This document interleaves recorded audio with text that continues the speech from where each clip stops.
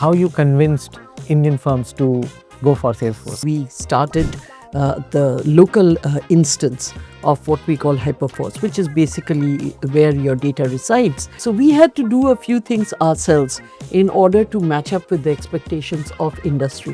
What exactly is required? A man of steel, competence to, come to a level where you can think of being in a leadership position. First of all, you don't need to be a man of steel at all. But I do think you have to lead from the front. In times of crisis, people expect you to be in the front and to give direction. If a CEO is leading it, what are the traits you would like to, you see that, the CEO should be having? Making this the CEO's priority is very important. Whether he's delegating or he's doing it himself.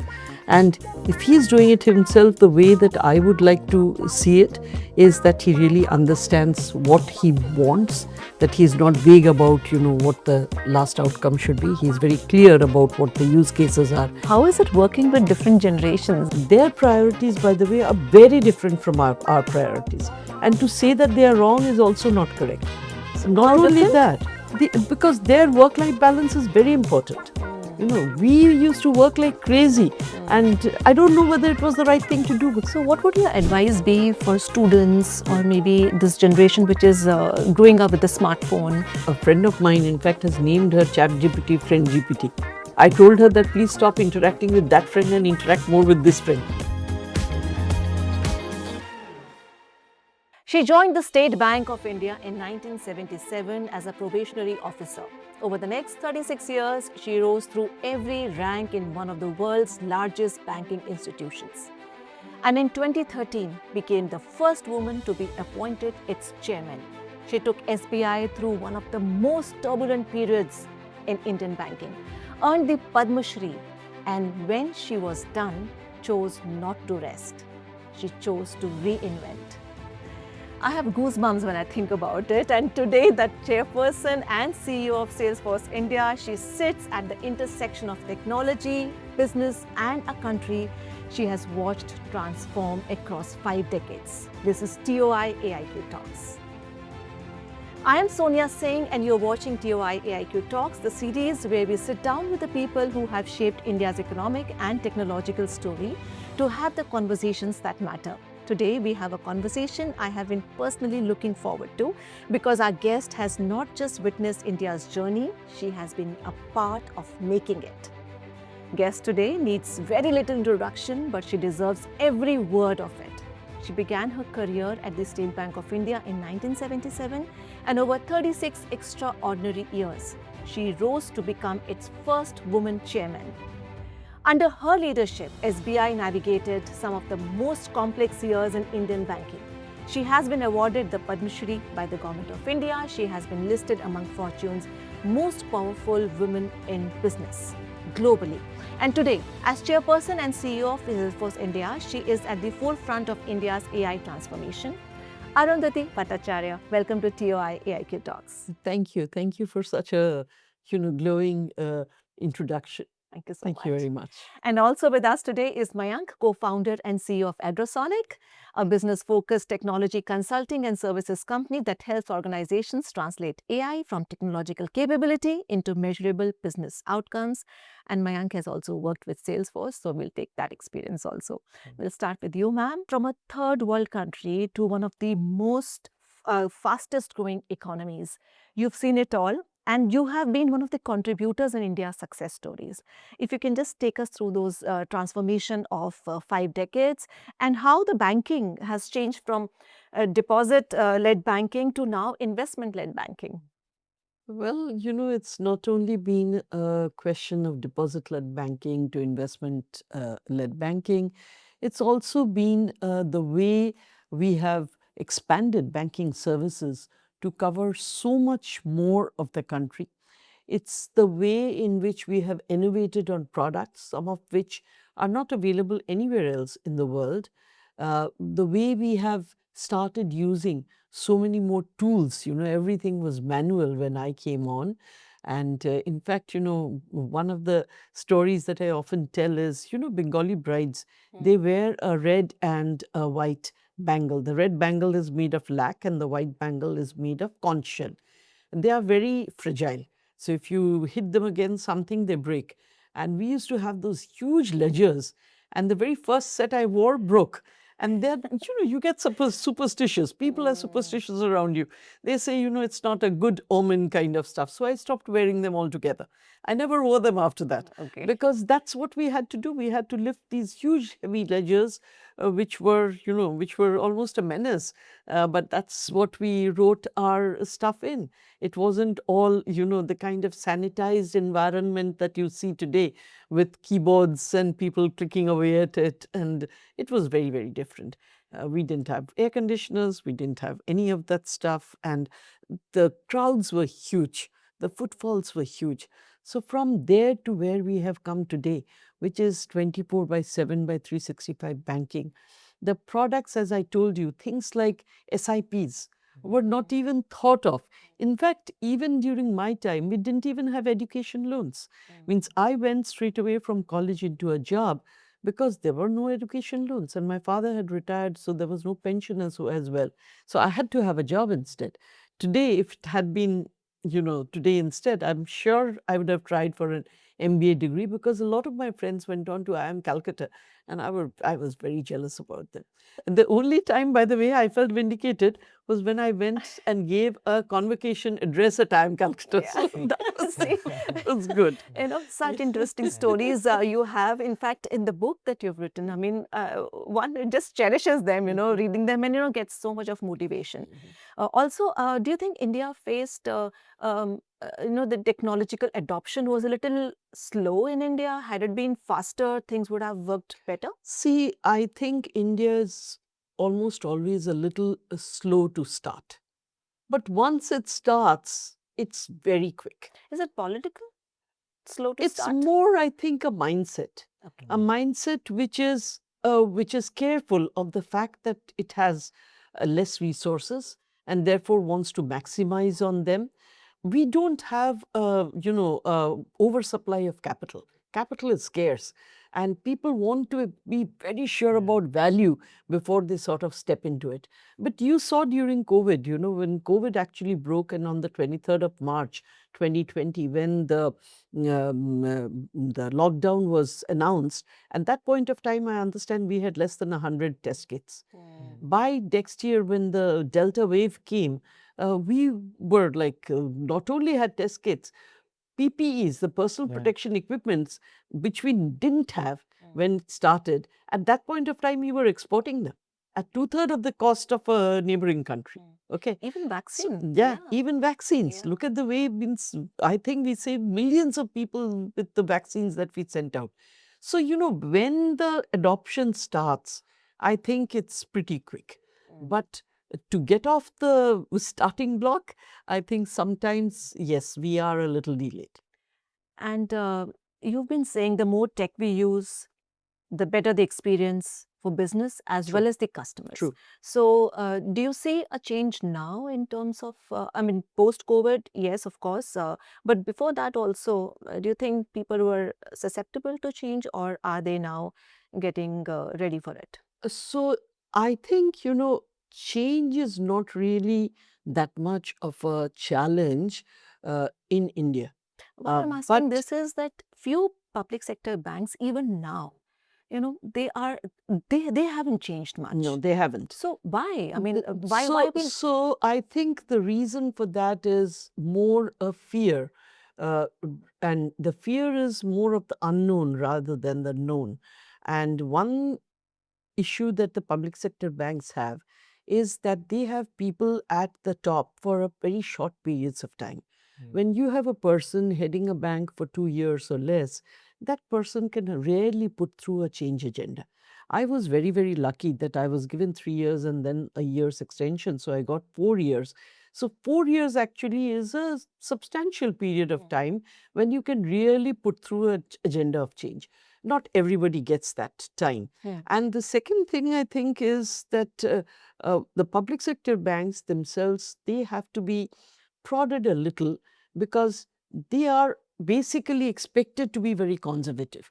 A lot of questions are asked as to why they have taken certain decisions No questions are asked as to why certain decisions were not taken. Not- So, not taking a decision actually becomes a more attractive proposition than taking a decision, because not taking a decision is not going to be questioned, and they don't want to be questioned, obviously. Nobody wants to be.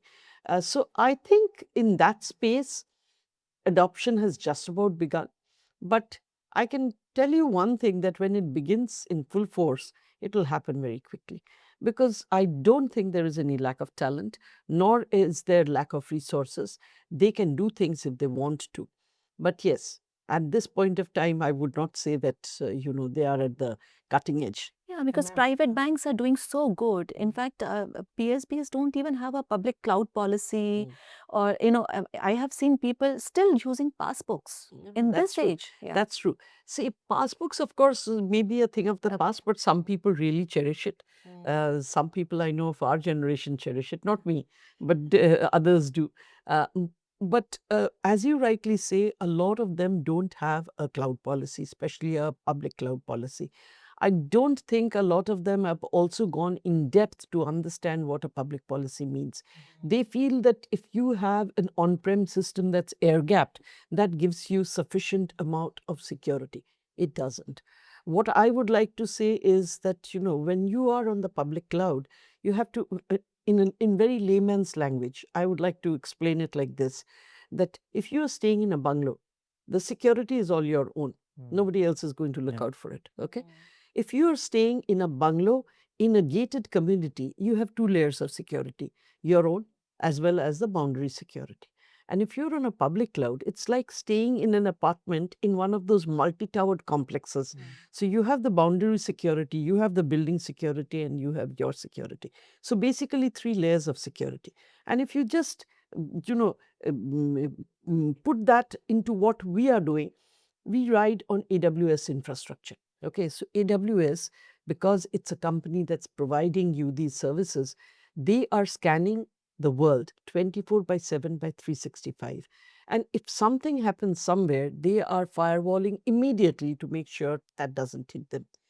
Second is our own security. Even though we ride on them, we have our own security layer, and we are doing the same thing, and making sure that things are safe. And then, of course, it's the customer. They have their own security layer as well. So you have three layers of security. And today, the more layers you have, the more experts are looking at your, databases and making sure things are secure, the better off you are. Because if you have it on-prem, it's only you that have to look into it. And God forbid, should something happen, you are at it alone. You're not getting, people who are looking at it globally and helping you out. Of course, you can always hire such firms and get it done, but it's not going to be something that's immediate or anything of the sort. So I think we have to take these things very, very, seriously, and make sure that people understand what exactly is secure, what is not secure, what is less secure, what is more secure. All these questions need answering. Mayank, you wanted to ask? Yeah, I was just asking, you mentioned that change is easy, but in our experience, when we work with enterprises, we have always found that, getting technology implemented has been the easier part. But letting people or the organization embrace through that change and adoption has always been the key challenge. And in fact, the tools like Salesforce, which is so, user intuitive, you can use it, learn on its own, just like you can learn Facebook. You don't need training to learn Facebook. And Salesforce brings that kind of, tool for the enterprises. Still, we have seen that, adoption had been a challenge. You have led it in a bank like SBI, and where you can, when you imagine the whole setup of SBI, it is very like change resistive. How you say, like, on what context you have mentioned that, the change is easy, and what kind of struggle you see as a leader, in terms of implementing those change or taking people through those change. So I won't say that change is easy per se, but once people make up their minds that this is what I need to do, then change comes pretty easily. Okay.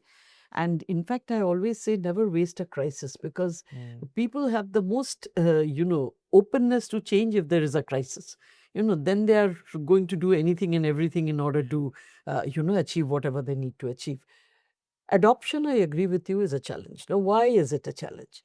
Adoption is a challenge because people automatically like to do things the way they have always done it. It's a zone of comfort. Moving out of a zone of comfort is not simple. Okay.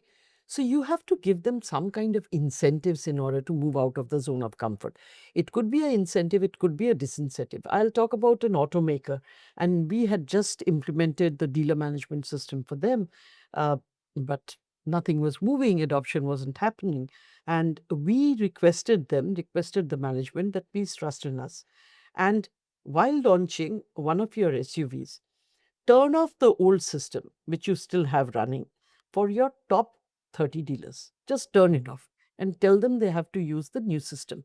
Now, you can imagine the kind of risk that that management took with us, turning off the old system with their top 30 dealers. But because they trusted in us, those dealers actually gave them 7x the bookings. 7x the bookings. After that rollout was simple. They simply turned off the system and told everybody you've got to adopt because it's going to be good for you. And things at this point of time, we are almost wall to wall with them. So somewhere you need a push. People will always want to stay on the sides and not get into the cold water of a swimming pool. But if you push them into the pool, then after that, they will float. So I think, we need to also make an organization a learning organization. That's something that I tried to do in SBI, where we had kept certain marks on the annual reports on the basis of the trainings that you completed. Okay. Now, this was not something that was ever done, because your annual report is supposed to be a report on the way that you have acted, the way you have achieved your goals. But we kept aside a few marks. So 10 marks were kept aside in order to make sure that all the learning courses that we were recommending for you, that you were actually doing them. Okay. And this was not an easy decision. There was a lot of pushback from the employees. But at the end of the day, even the union people supported us, because they realized if our people don't learn, they will become irrelevant. Okay. So they couldn't allow that to happen, and therefore ultimately they came around and they said, okay, we will support you, because this is what is going to turn our organization into an organization that welcomes change and doesn't resist it all the time. Do you see this more often now, the difference between the government organization employees as, compared to the corporate, now that you're here? The government employees are probably not very, adaptable, or they don't want to learn more, or they're happy in what they are doing, whereas corporate, there's this competition of learning more and doing better and learning faster. Is it? No, it is not like that. Okay. Sometimes I think I should write a book saying, public sector and private sector myths and truths. Okay. So it's not like that in the public sector. In the public sector also, there is a lot of energy and a willingness to learn. For instance, when we had our foreign department, which is our forex treasury in Calcutta, of all the places, and we implemented a reconciliation system. It is one of the first platforms that we implemented, first technology solutions that we implemented. There was a lot of, anxiety and a lot of fear that things will go wrong because people there would not adopt and things like that. Far be it from their apprehensions. Actually speaking, people adopted like duck to water. Of course, there was some initial resistance. Okay. And actually speaking, what I did even before I brought in the solution, we took desktops and scattered them all across the floors. And sometimes people would come and complain to me, people are playing on the desktops. I used to tell them that's precisely what I want them to do. Get used to it. So let them play. If they're playing solitaire on the desktop, let them play. Whatever they play, let them play on the desktops. But then slowly what happened, people started coming in earlier and earlier in order to capture the places where the desktops were there. Because, they had something that they liked doing. Okay. And then I got a delegation of very senior people, and I thought, here it comes, the trouble, and they're going to, ask me for all kinds of things. So I girded myself and I welcomed them in. But they looked very sheepish. And I asked, what can I do for you? And they said, no, we would like very much for you to organize some trainings for us. The youngsters are getting so far ahead. They are able to use all of these things, and we are not able to catch it. So please organize a training for us. I was like, yeah, absolutely, I'll get the training for you. But they have another request. So I said, okay, now here it comes. But then they said the training will have to be at 7 in the morning. So I said, why? They said, no, we are embarrassed to learn in front of them. No, you have to understand what is stopping them. It's not that they don't want to learn, but they're embarrassed about asking questions. Okay, so you do the training at 7 in the morning for them. That's precisely how the whole thing went. And when we put in the reconciliation software, it was a total success. It was a total success, not only in view of the fact that the people used it, but also when I ran into issues, my local IT team could give me a solution before even the Singaporean company provided it to me. They located the problems there and then, and they had just learned the system. So I think, it's not public sector, private sector. It's a question of the way you, lead the whole effort. If you give them the permission to say that, yes, this is what we want to do and this is what we have to do in order to be the best, they will be it. There is absolutely no, public sector, Yeah, private because sector. the same problem is in private sector as well. You Yeah, don't yeah. find that everyone is very motivated or going to learn. It's not like that at all. It's, Yeah. It's not like that at all. So, for our women audience, now that you've been telling us about your experiences, what exactly is required? A man of steel, competence, or thinking out of the box to come to a level where you can think of being in a leadership position? No, first of all, you don't need to be a man of steel at all. Okay.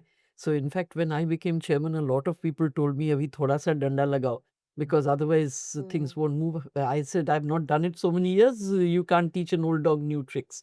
So I don't think I'll be able to do it. You don't need to do that. Okay. But I do think you have to lead from the front, and not always. In times of crisis, people expect you to be in the front and to give direction. You need to know your job in order to be able to do that. So first and foremost is you need to understand what you are doing and what you are talking about. Second thing is you lead from the front when the situation so warrants. And the third thing is when the situation is not like that, things are good, step back and allow people to have their space. Sell the vision to them and thereafter allow them to arrive at the routes they will take in order to arrive there. And you will find a lot of stuff getting done.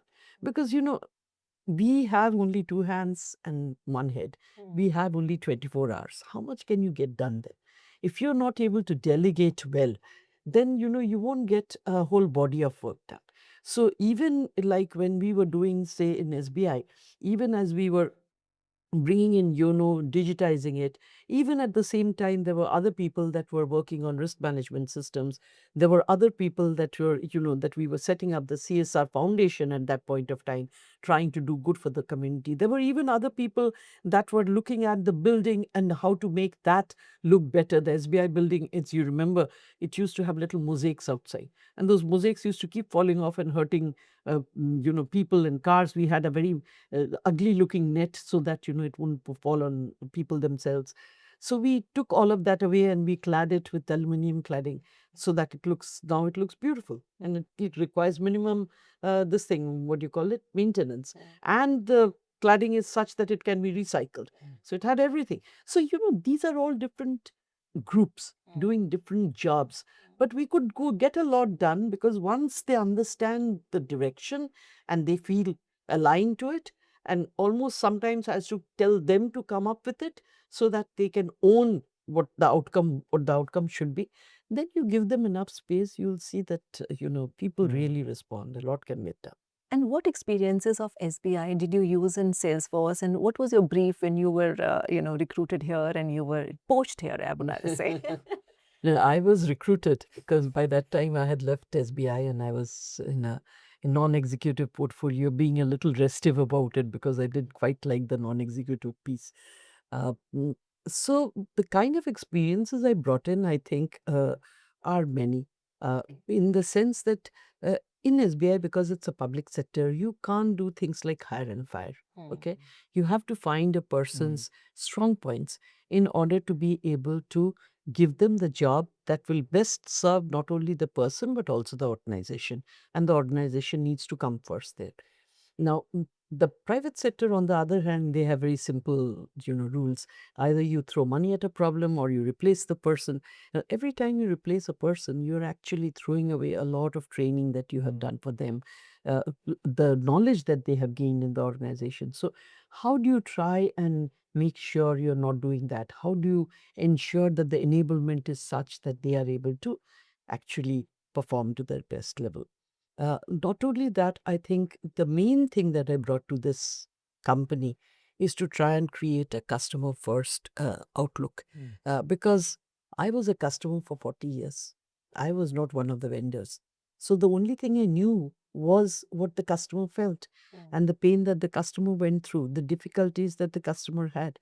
So I tried to give that piece to my people in this company so that they would understand the other side of the table and not only think about what the difficulties are and why is the customer not responding and what is the customer's requirements actually, how do you make that you know uh, available to them. So I think my contribution was only that. And the other thing, of course, is the people skills that you develop over a period of time. After all, SBI was also a service organization, and so is Salesforce. When you talk about CRM, immediately the first thing that comes to my mind is any helpline you call. You are being stuck there for 20 minutes, be it, I mean, I don't want to name the airlines and all, but it's like 20 minutes you're there on the helpline waiting and, in the queue and all that. Do you think, with Salesforce and such companies, those things are going to be over now? It's not a question will be over, they are over. They are over. So if you go to our own helpline, help.salesforce.com, it's on an agentic layer. You won't have any wait time at all. And that's exactly what we are trying to tell the industry. You may want to reduce that that wait time, but that means you have to recruit another 200 people. Now, can you afford to do that? You can't. Because you can't afford to do that, you need to deploy the agents. So, we can give you digital labor that can enable you to take away that wait time completely.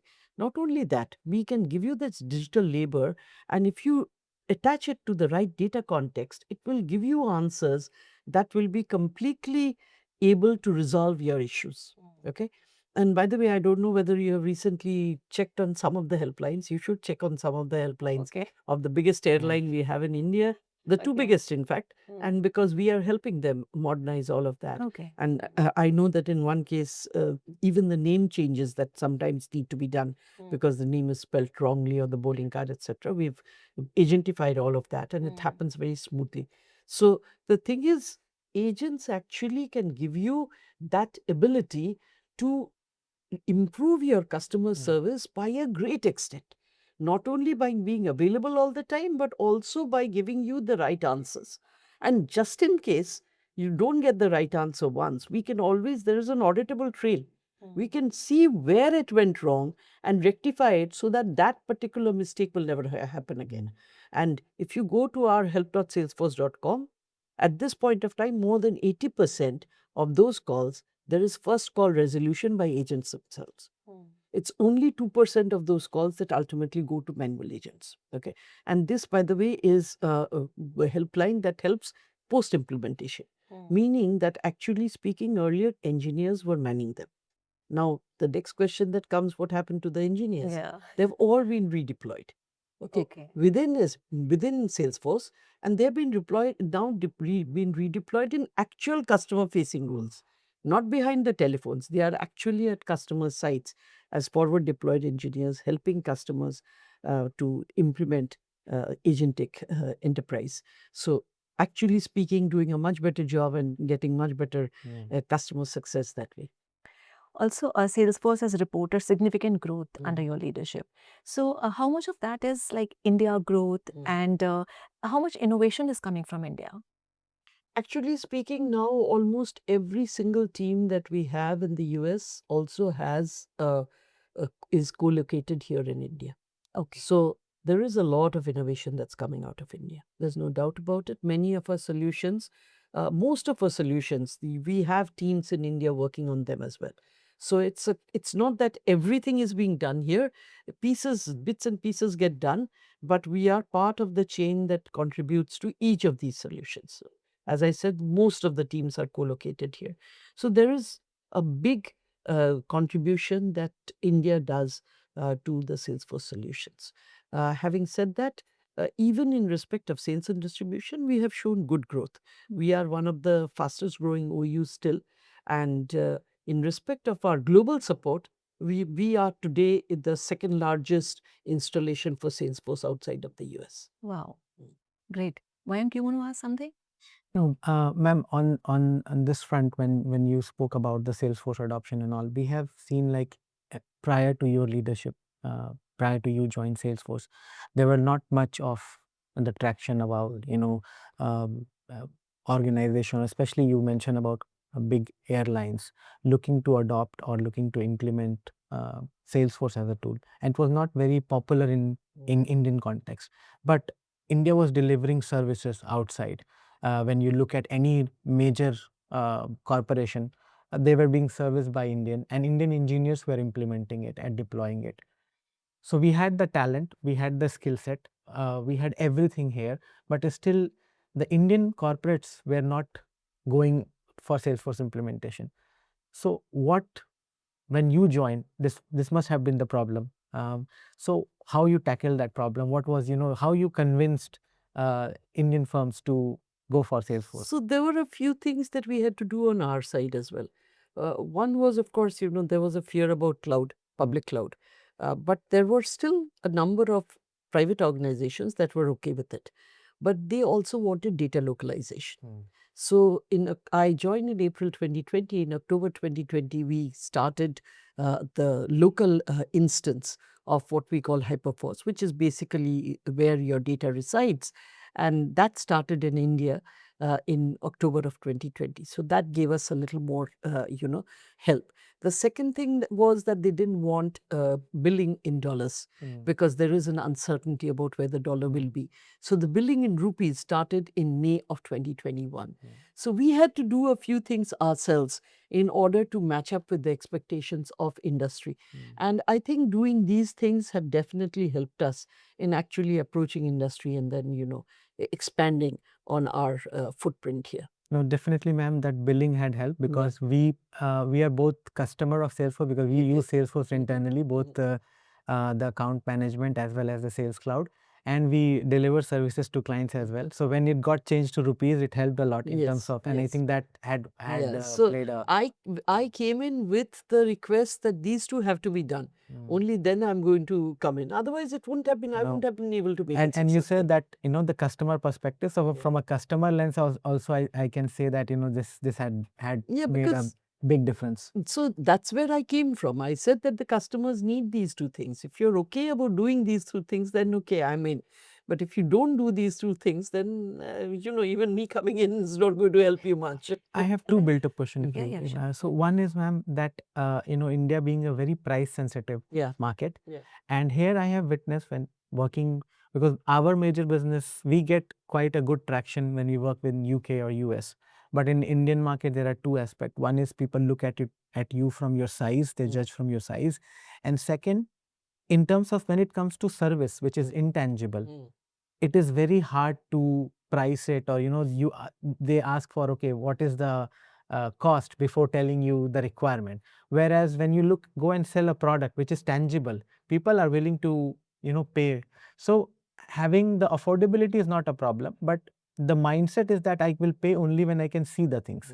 And you must have faced this challenge when you are approaching big corporates about, and the cost comes in. And Salesforce is, as an organization, works in a very license model, and the cost structure is very clear. But still, have you faced this kind of dilemma? And, yes, we and have how faced, you deal with it? we have faced a lot of it. The one thing that we had changed initially was that we don't sell too many licenses initially, or you ramp the licenses. You sell a certain amount of licenses that have to be sold in order to start the project, and then you ramp up the licenses once it all goes live. That is one. The second thing is we have been constantly trying to see how we can bring down and make more efficient the implementation itself. And today, in view of all the tools that are available with AI, actually speaking, the implementation times are coming down. Yes. They're reducing sharply. We don't need to just show PowerPoints anymore. We can show almost 2/3 built products to them so that they know exactly what they are getting. Okay. Regarding people's idea about, the services itself, yes, there is in India a tendency to do a lot of bargaining because they are not sure that, exactly what they want will get delivered, and therefore they are always trying to make sure that doesn't happen. My own feeling is we have seen best success where the customer meets us halfway. If they are willing to give their time, if they are willing to deliver the stuff to us, for instance, the time to deliver certain APIs is a particular thing, they miss those dates, it cannot be blamed on the implementer. Similarly, they're supposed to deliver data at a particular point of time. The data doesn't come through. Similarly, also, there is what is called scope creep. So I want you to do things certain way. Then you do it. I look at it and I say, oh, no, no, no, no. I also want these three other things. Now, those are basically change requests, and there have to be ways in which we can tell the customer, that's great. Those are bells and whistles. Let's go live with the main product, and I will do all of your bells and whistles, but it will be a stage 2. Okay. Now, there again, we don't want to say that because we don't want to lose the customer. We want the customer to feel that we are doing the right thing. So we do it, and then it becomes a problem because there is a time overrun, there's a cost overrun. So there are many issues, you cannot all discuss it in a short interview. But I have felt all of these issues are solvable and are absolutely, they can be doable if I find that the customer meets me halfway.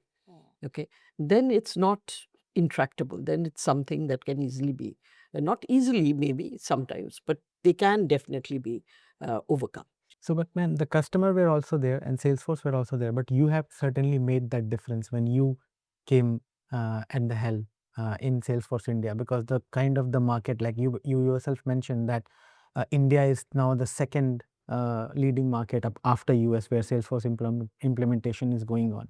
So it definitely comes down to the leaders. So from a leadership perspective, what are the key decisions that you took? So from a leadership perspective, one thing that I always tell my customers is that, I'm not just a vendor. I'm too old to be one. Okay. I would like to be a partner.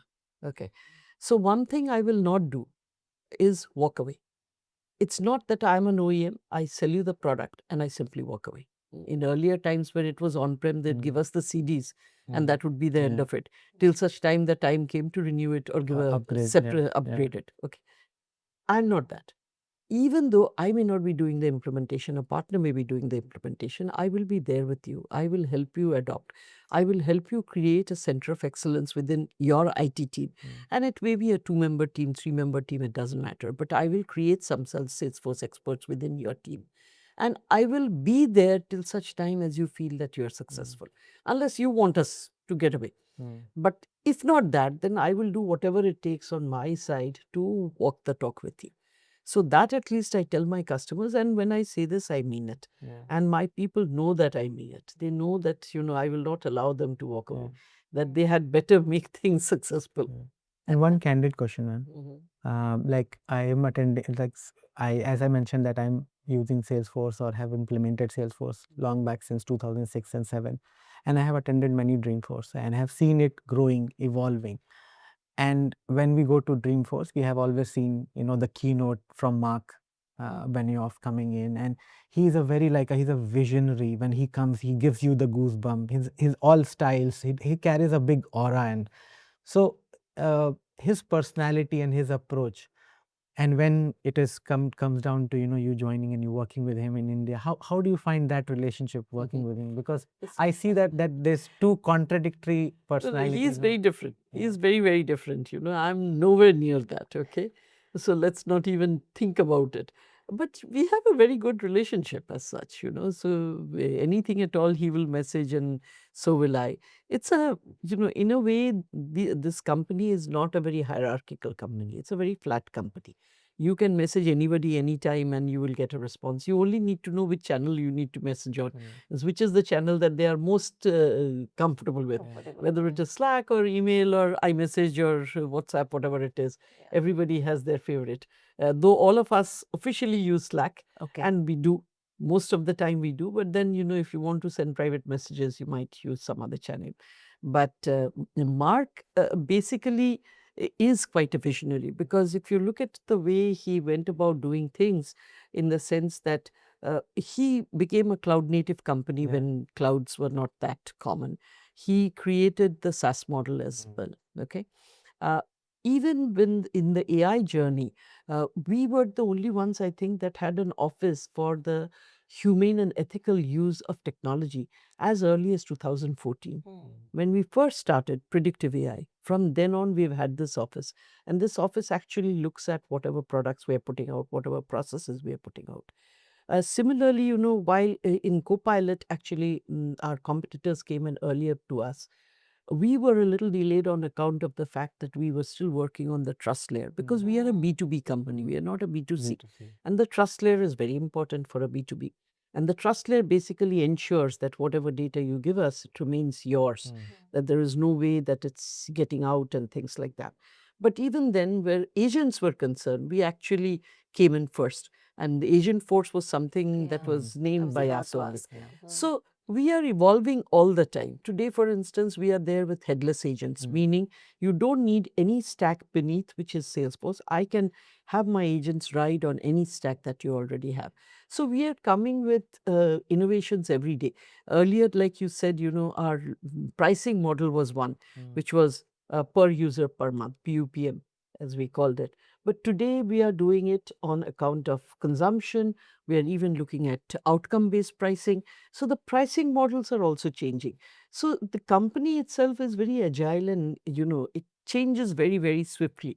So you really have to keep up with the change, which is and which one is thing quite a I must say lot. that Salesforce is the first company that democratizes knowledge by getting access of knowledge to partners and creating that kind of that ecosystem. Earlier it was more like people wanted to protect knowledge and keep it to them so that they can work with the customer and only they know how to do it. What Salesforce did is like, if you want to be a partner, you want to learn, here is the learning kit. This is how you can get certification.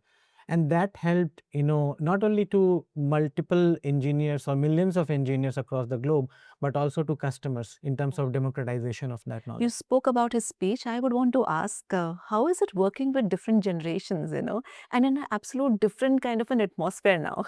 Yeah. That is, by the way, very difficult. Okay. So I work with almost 5 generations. So you know the Gen Z Yeah, slang yeah, now? yeah, yeah. Okay. It's not that I understand it, Okay. but I'm trying to forever understand, because it's English and yet not English. Sometimes I tell them to translate it for me, but that's not every time. And yes, it is difficult, because their priorities, by the way, are very different from our priorities. And to say that they are wrong is also not correct. So not How only different? that, because their work-life balance is very important. We used to work like crazy, and I don't know whether it was the right thing to do, because all of us are paying for it with our health. Yeah. Okay. Then the second thing about them is that they are very conscious. They're very conscious, like, things like sustainability, etc. We had no consciousness about it when we joined our respective organizations. They like a purpose behind what they are doing. And which is why I think, the fact that we are a very, a company that does a lot of CSR work. We have this 1 by 1 by 1 policy, which means we give 1% of our equity or profits, and in India it's 2%, and 1% of our products and 1% of our time to the non-profit sector. And 1% of products means we actually give them licenses to run their, like if you're a not-for-profit organization, you want to run a database of your sponsors, you want to run a database of the people that you have helped. So all of that can be done with our licenses. We have created these for the non-profit sector. Okay. And these licenses up to a limit are given absolutely free of cost. Beyond that, they are heavily discounted.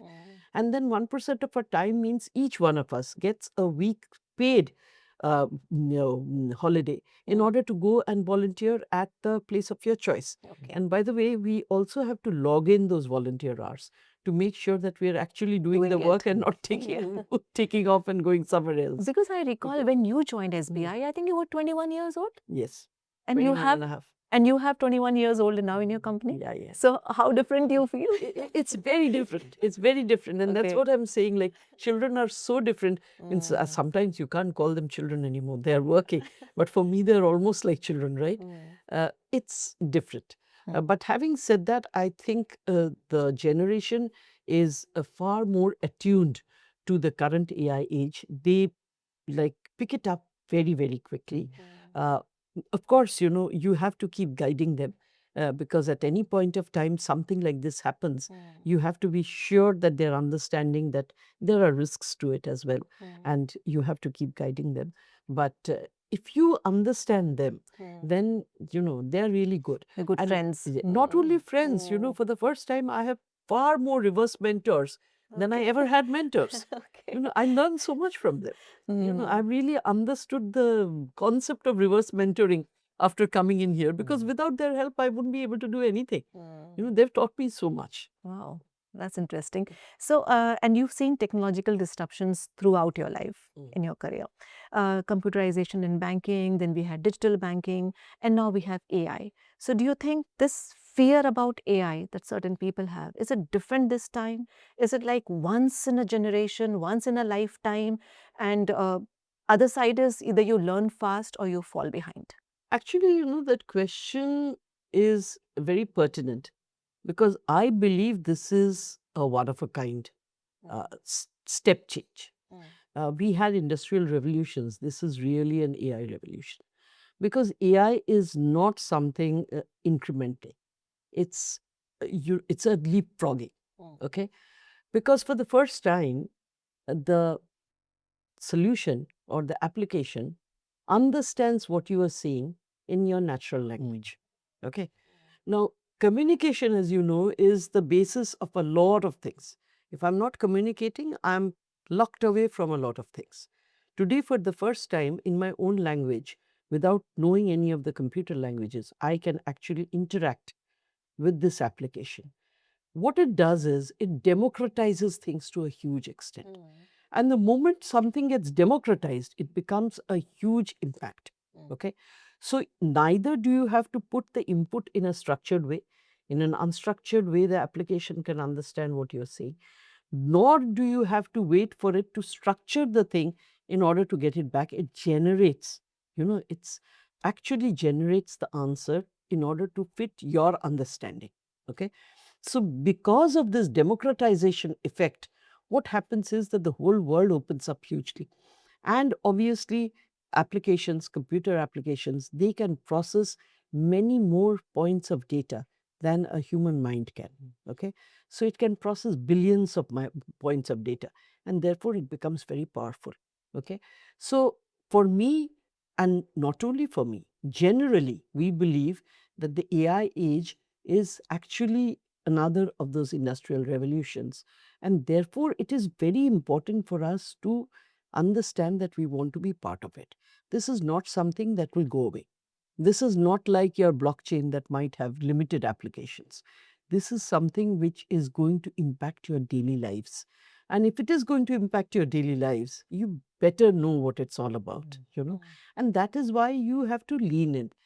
Again, leaning in does mean that you are putting aside your doubts and your worries, and you're actually being curious about it.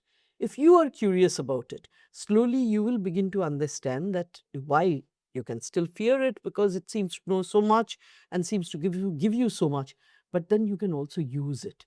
Because many of the subjects that I had no idea about, I can read about it in minutes. Absolutely. Okay. So it makes you far more enabled. It gives you far more power to do things. Today, for instance, of course, we used to go to these, for medical, this thing. Tests. It's not only tests for medical advice, etc. We used to use the internet earlier also. Today, what we are getting is far superior to what used to get them. Now, does that mean that the doctors are no longer there? No. It just means that we ask far more, what should I say? Intelligent questions. Questions Yeah. to the doctors. And in a way, it's good because it makes the doctors also think on those lines and give you those answers. Plus, if you look at the fact that we are a country of 1.4 billion people, We cannot give them the services that they deserve unless I use AI. If you go into a state hospital today, the doctors hardly have time to even take down your symptoms before they prescribe you something because the pressure is so enormous. Now, imagine using an AI tool over there where you just speak your symptoms. The tool is able to record all of that, come up with a preliminary diagnosis, give it to the doctor as you are entering the room, and maybe, just speak it to him, not even read it. The doctor then can actually interact with you and do a far better diagnosis because he's actually looking at the patient, has the time to do that instead of having to scribble all the time. So, like that, there are so many use cases. I'll give you a simple use case we are doing within our organization here. I had a 5-member team that used to do market research. I could only cover the large accounts that were there in my enterprise department, okay, because they couldn't do more than that. It would take them 8-10 hours to come up with a really well-researched report. Today, I'm able to have a market report on every one of my customers, down to the smallest $5,000 or a $1,000 customer, okay. And not only am I doing it for India, now that I'm also in charge of the ASEAN countries, we are able to do also the ASEAN countries with only those 5 people. Okay, I have not been able to, because I would not have been able to afford a bigger team, but I'm able to get much more intelligence. Now, what does that do for me? It gives me much more ability to actually improve my business. So if you say that, are you not taking away employment opportunities? I wouldn't have been able to employ more than 5 in a market research team. That's the budget I had. So there was no employment that's losing. But because I have The productivity goes up. yeah, because I have greater knowledge, actually speaking, my salespeople can go out and sell more. So I can actually improve on the number of salespeople that I have. So it is going to unlock opportunities which otherwise were getting missed out because I didn't have a opportunity of understanding that those things were there. So it's more like so many untapped opportunities That's that you right. can That's right. tap, and that means if you're doing more, it will ultimately then generate employment as well, increase the productivity. So it's overall That's going to give you benefits. That's why I keep saying that you have to dive into it, look into it. Fear will always be there because we fear the unknown. We don't know to what extent it will go. But if you give way to that, then you will be like a deer in the headlights. You'll not be able to move. Don't do that. So, what would your advice be for students or maybe this generation which is growing up with the smartphone, uh, that all the other professions are not going to get redundant and they should just do what their heart says, what their creative mind says, Absolutely. whatever? Absolutely. Okay. And I keep saying this, and I don't know whether I'm saying the right thing, but I think it actually gives human beings the time to be human again. We were too overloaded with the screen. We were too overloaded. Just imagine a festival day. Think of the number of messages that you had to respond on the phone. Okay. Now today, if I can get an agent to respond to those messages for me, I can pick up the phone and talk to the 20 people that really matter to me. Now those 20 people also I was managing through messages because I didn't have time to even pick up the phone and talk or do a visit. If you you may not have done it, but when we were young in Diwali, actually we used to go from place to place, and we used to have, I don't know how many number of sweets. Probably that's what's giving me all the trouble now. But anyway, we used to do that. But you were meeting people, you were interacting with them. Yeah. Today, I have more time on my hands because all the regular stuff, which I don't have to look at, they are getting taken care of. And I'm able to actually be, get more time to interact with people directly. But this generation is interacting with the chatbots and ChatGPT and Claude. So there has to be some balance. Yes, there has to be. A friend of mine, in fact, has named her ChatGPT friend GPT. I told her that please stop interacting with that friend and interact more with this friend. So that's what I sent to her because that is true. That is true. And whether it will replace human interconnections, we don't know. But it is a fact that for many people, and especially I think I see this in older people, where it's difficult for them to go out. It's difficult for them to even maybe hear. They have hearing difficulties or mobility difficulties. ChatGPT or Gemini or Claude literally become like a friend. They have conversations. And now, is that a bad thing or a good thing? Don't really know. But I think of after a period of time, the novelty of it, wears off, and then you want to go back to your human connections again. So, India, if India wants to become by 2047 a developing country, do you think it's actually feasible right now with the kind of situation we are in? And what needs to be done with AI also here? So I would say that in India, anything is feasible. Anything. So I have a lot of faith in the way, India reacts to situations. And I always say this because I think demonetization may have been whatever it was, but the way we managed that whole exercise, the sheer size of it, and the a small amount of time that we had to organize ourselves, it was much more than I think much, I won't say much more, but it was like a military logistical exercise. If we could do something like that, I think we can do anything.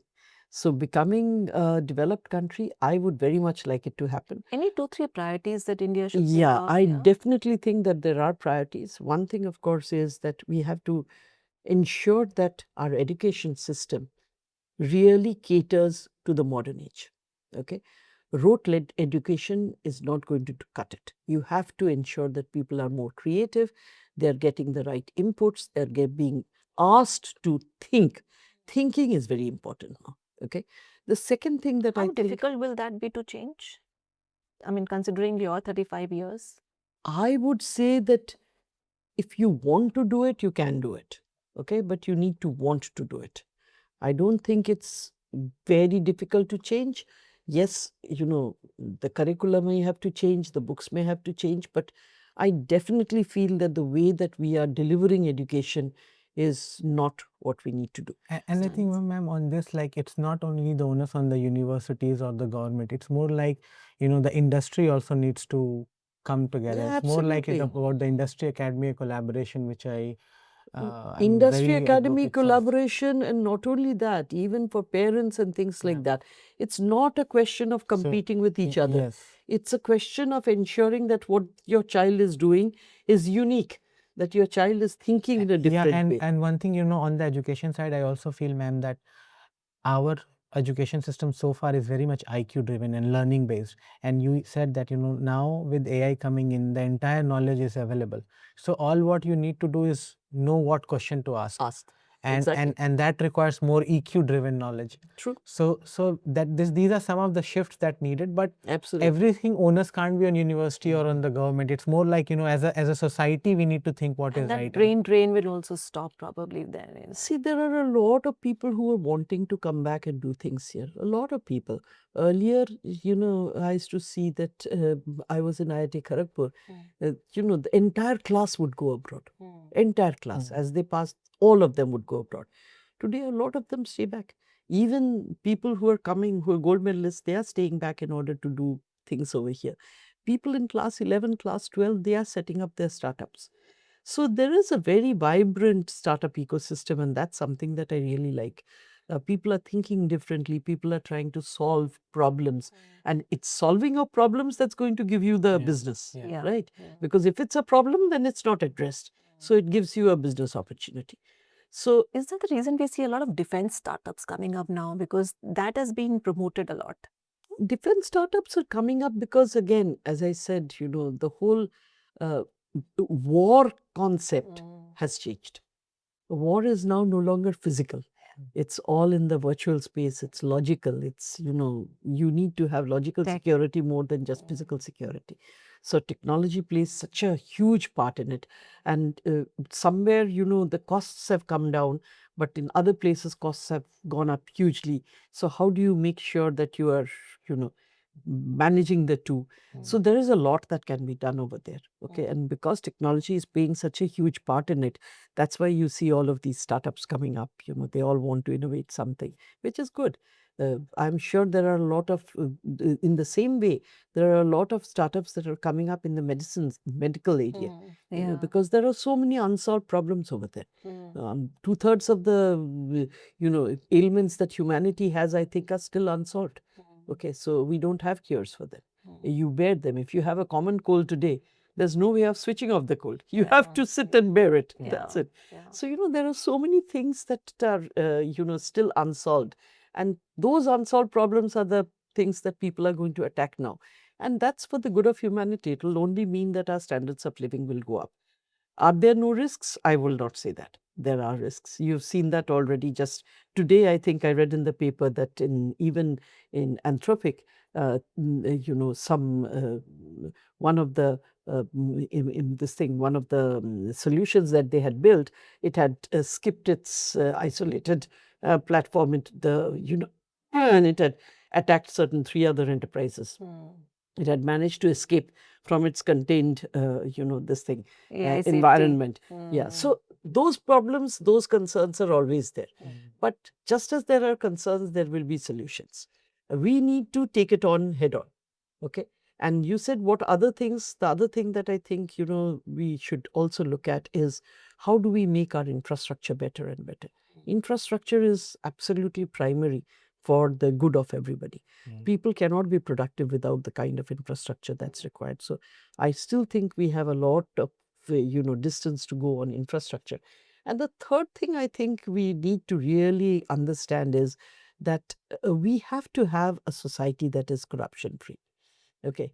If you don't have that, then it's a big burden on society, and it's not something that enables people to give their best. So that's again something that we have to, as a society, we need to create something that will give people back their values, give people back the way to act, to be ethical. That is very important as well. So, ma'am, like this is a question from a CEO's perspective. When you look at the transformation that is going on, especially on the area of AI, one aspect of, and when we work with the organization, we see that there are 2 approaches that organization take. One is where a CEO is very supportive and delegated, and to the say the technology team to drive that initiative, and there are other organizations where the CEO himself wants to lead it.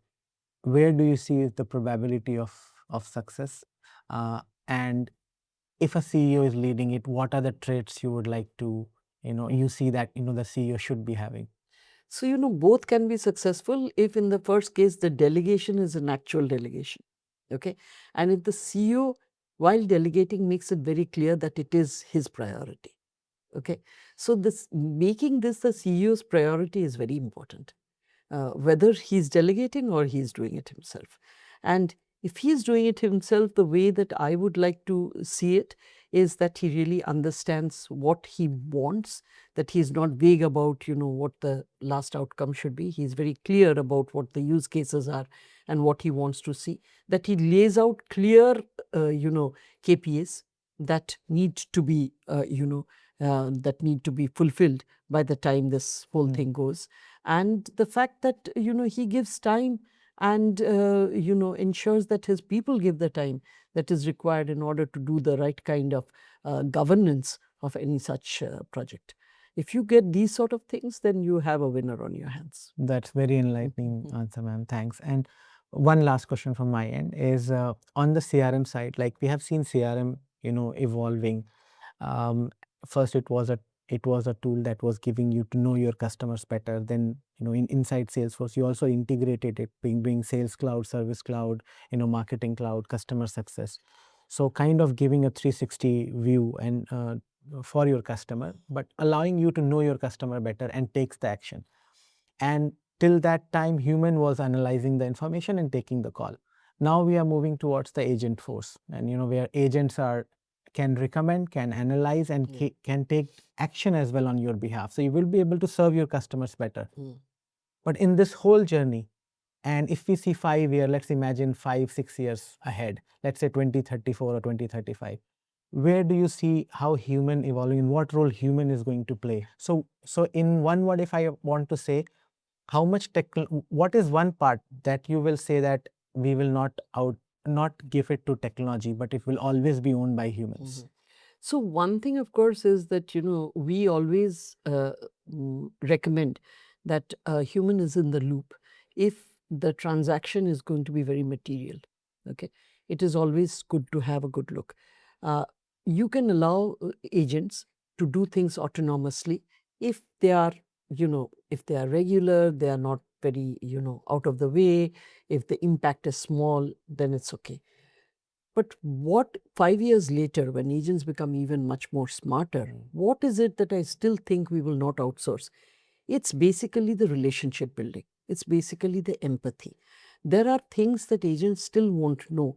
Like if I know you as a human being, if I know you as a friend, the kind of conversation we will have will not exactly be the kind of conversation you can have with an agent. And that empathy and that relationship, I think, is very important.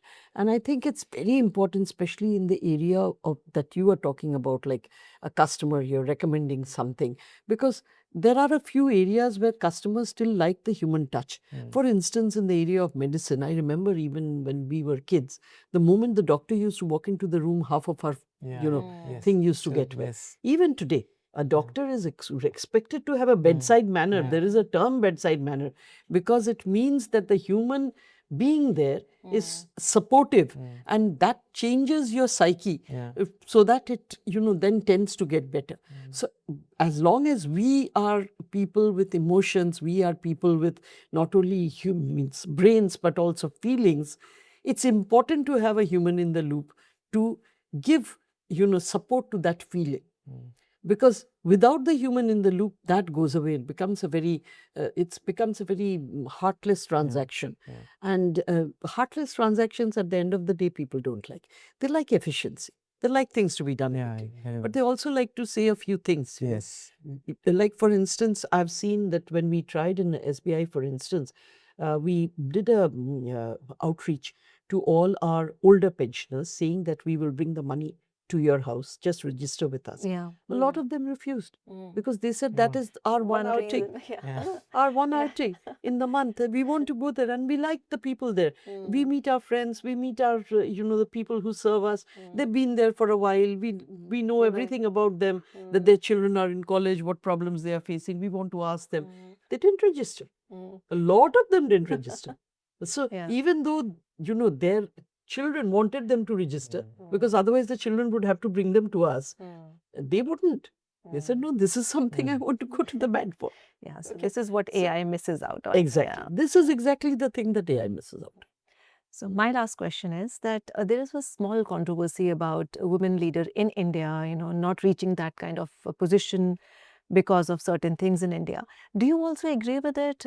You've gone through it, and what would your message be for young women? So my message for young women is that you have to stay the course. We have a lot of dropouts in the middle of the career. And the dropouts are not without reason, because there is childcare, there is care of older parents or parents-in-law, there are other issues that come up as a result of which women drop out. At some point of time, they take a call that this is more important and that isn't.